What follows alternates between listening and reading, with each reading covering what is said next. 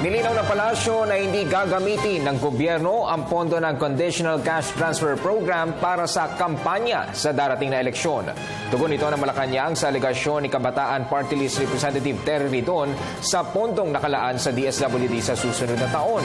Pinunan ni Ridon ang umano'y kabiguan ng Administrasyong Aquino na tugunan ng kahirapan sa bansa. Pinagbatayan niya ang survey ng Ibon Foundation na nagtala ng pagtaas sa 25.8% ng self-assessed poverty incidence na ng taong 2014 kumpara sa 24.6% noong taong 2013. Paglilinaw ni PCOO Secretary Sunny Coloma, bumaba ang poverty incidence sa bansa batay sa pag-aaral ng Philippine Statistics Authority.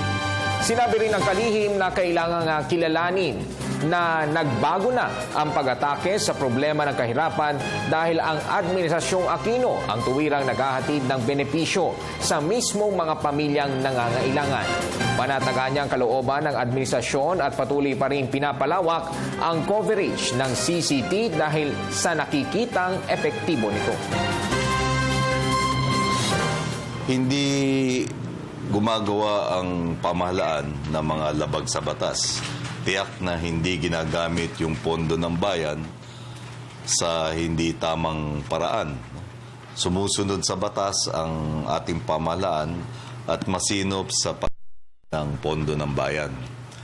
Mismong ang World Bank ang nagbigay ng parangal sa ating Department of Social Welfare and Development dahil sa kahusayan nito sa pagpapatupad ng Pantawid Pamilyang Pilipino program na kung saan ay isang aspeto yung CCT. Ayon sa datos ng Philippine Statistical Authority, mula 2012 to 2013, bumaba yung poverty incidence sa ating bansa mula 27.9% to 24.9%. 3% ang nabawas sa loob lamang ng isang taon at ito ay dahil sa epekto ng mas intensibong pagpapatupad noong 4Ps at CCT dahil pinalawak at pinalalim ang coverage nito.